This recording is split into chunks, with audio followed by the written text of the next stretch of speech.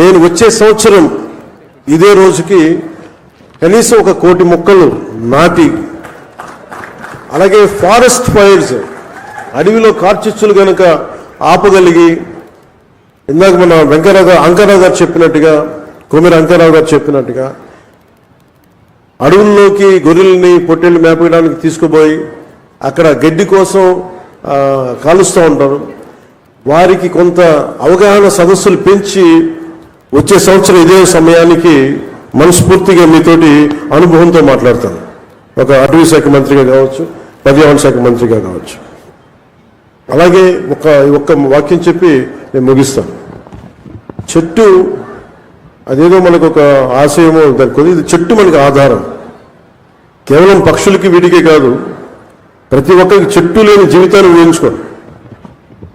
ఇదివరకు మనం పెరిగేటప్పుడు ఒక 30 సంవత్సరాల క్రితం ఎవరన్నా మా ఇంటికి వెళ్ళాలి అంటే అక్కడ పెద్ద మర్రి చెట్టు ఉంటుంది.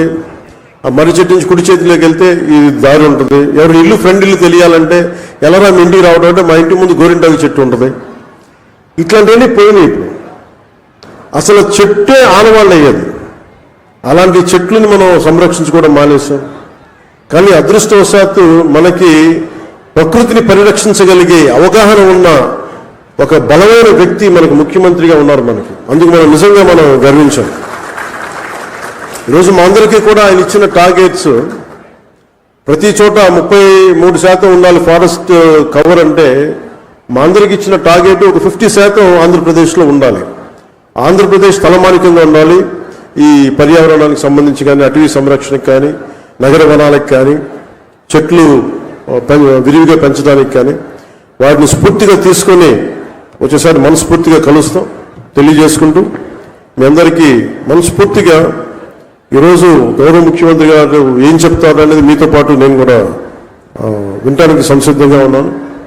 వారిచ్చే సూచనలు సలహాలు తీసుకుని వచ్చే సంవత్సరం ఆయన మీద మనం పెట్టిన బాధ్యతని బలంగా నిర్వర్తించి ఆయన మెప్పు పొందేలాగా మనందరం ముందుకెళ్ళాలని మనస్ఫూర్తిగా కోరుకుంటూ సెలవు తీసుకున్నాను.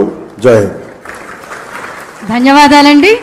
ఇప్పుడు మన మధ్య ఒక రాజనీతిజ్ఞులు ఉన్నారు. రాజకీయవేత్త నెక్స్ట్ ఎలక్షన్